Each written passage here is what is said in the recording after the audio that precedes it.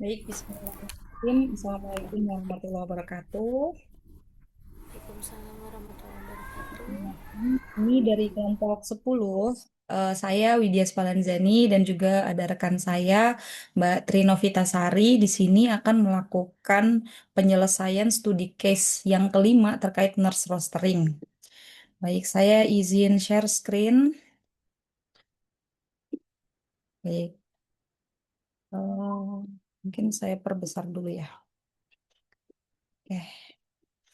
Baik, jadi untuk case study 05 terkait nurse rostering RSUI, jadi studi kasus ini sebenarnya tujuannya untuk menyusun jadwal bulanan optimal untuk 100 perawat di 10 ruangan perawatan RSUI dengan meminimalkan biaya penalti lembur, ada ketidakadilan distribusi shift, dan juga pelanggaran preferensi perawat, sambil tetap memenuhi seluruh aturan operasional rumah sakit. Nah, langsung saja akan ada 5 tes yang akan dikerjakan. Yang pertama, karena kita menggunakan Google Colab, di sini eh, solver optimasinya kita pakai OrTools, library-nya. Jadi kita akan install pip install OrTools, kemudian kita buat main script-nya pakai Pandas NumPy, OrTools, Google Colab, dan juga time-nya. Lalu langkah yang kedua kita akan memasukkan data yang akan dibaca ya. Ini nanti saya akan berikan codingnya, lalu saya akan upload nurse profiles-nya ya. Jadi nurse profile ini berisi informasi 100 perawat. Kemudian untuk ward requirements-nya ini berisi kebutuhan minimum staff di setiap wardnya. Nanti setelah di-upload, Pandas ini akan membaca tabelnya yang sudah siap diolah. Hasilnya terkonfirmasi, terlihat di sini bahwa ada 100 perawat, terdiri dari senior atau simbolnya S1 ada 52, staff atau simbolnya S2 ada 30, residen atau S3 simbol ada 18 dengan total wardnya ada 10. Nah, langsung saja kita masuk ke tes yang pertama yaitu mathematical modelingnya. Jadi untuk mathematical modeling saya berikan codingnya, hasilnya bisa dilihat di sini bahwa untuk decision variable di sini ada X disimbolkan dengan X N DWS. Jadi bernilai 1 ya jika perawat N dijadwalkan di hari ke D dengan ward W shift-nya adalah S dan bernilai 0 jika tidak.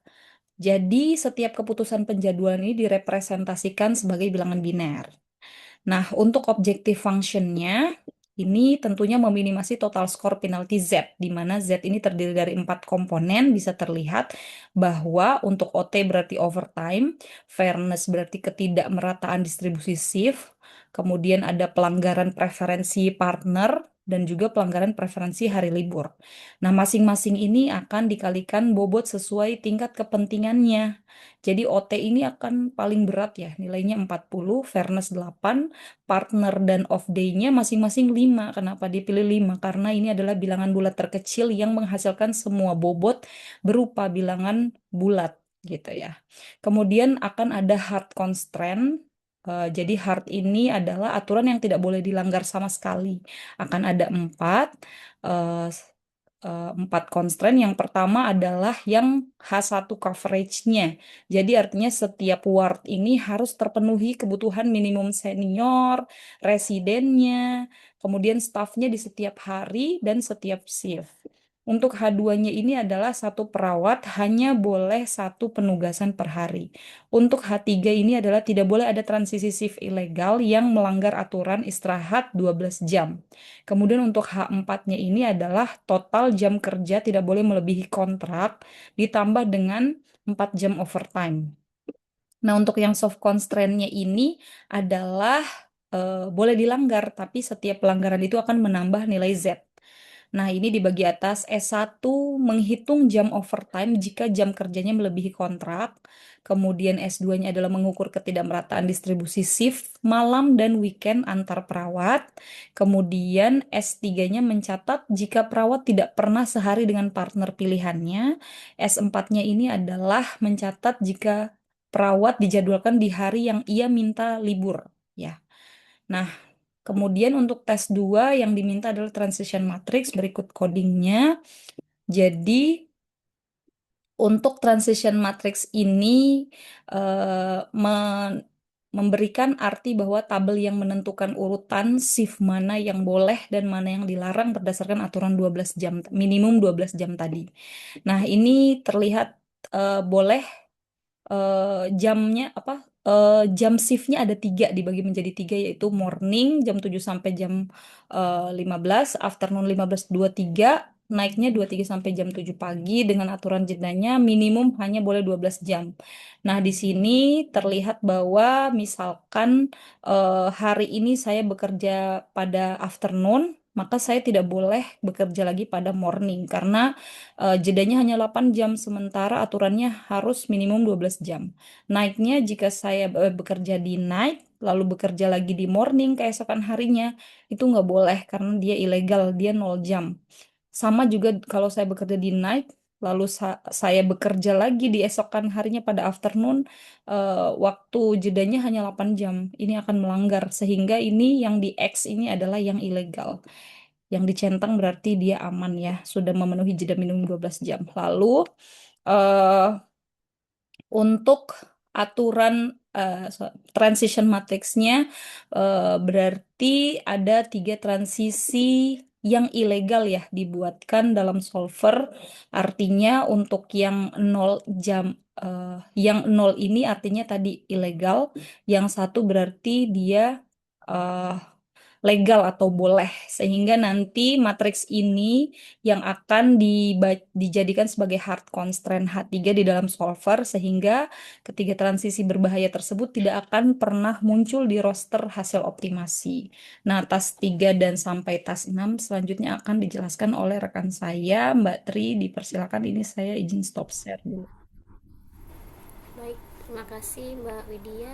Saya izin untuk share screen.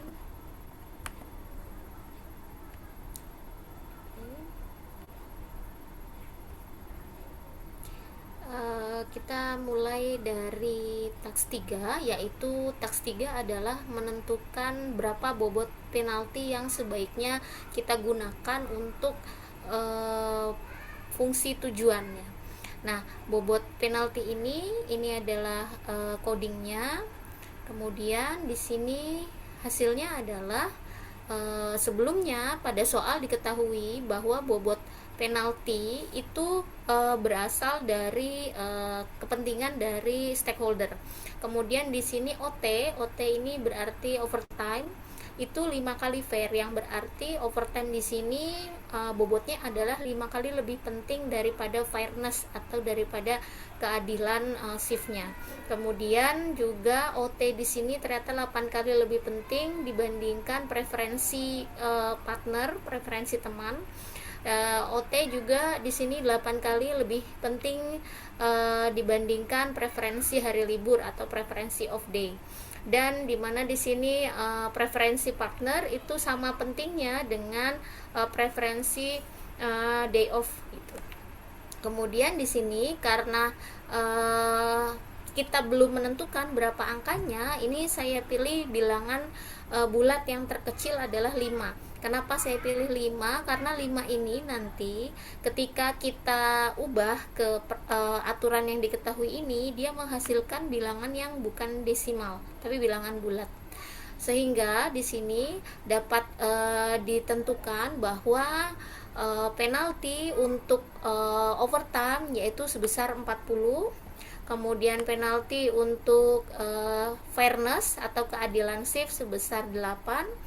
Penalti untuk preferensi teman atau preferensi partner sebesar 5, dan preferensi day off sebesar 5. Setelah itu kita menentukan kita selesaikan modelnya dengan constraint programming, di mana kita menggunakan CPSAT ini.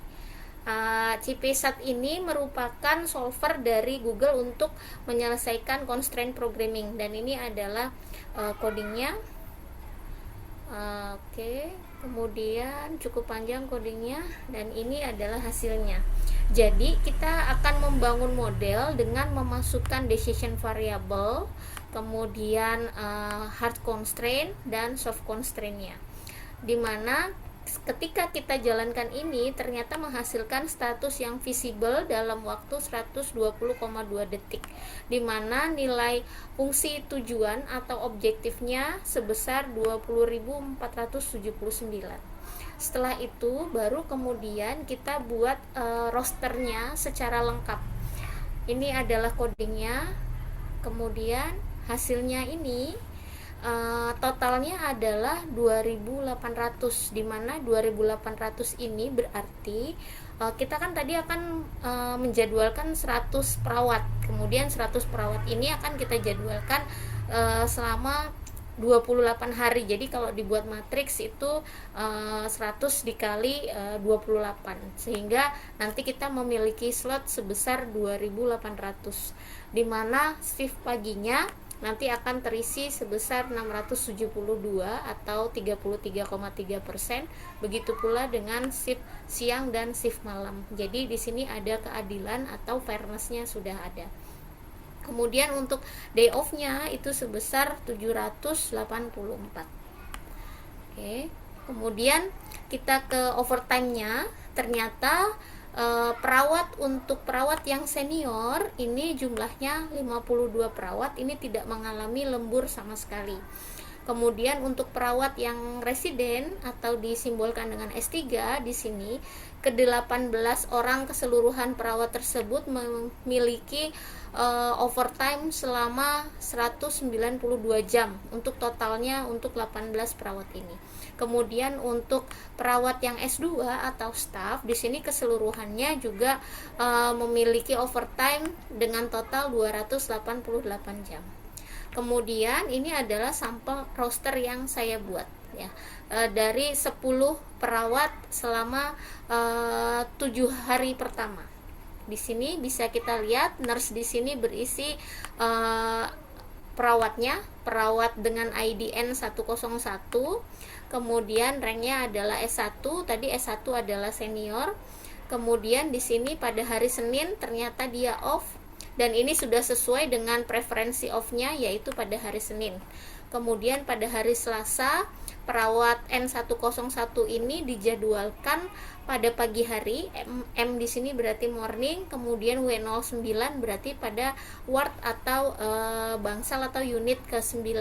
Kemudian pada hari Rabu ini dijadwalkan pada morning, ward kedua, dan seterusnya sampai hari Minggu, seperti itu.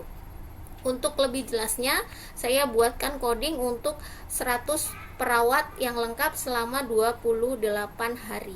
Berikut codingnya dan berikut adalah hasilnya.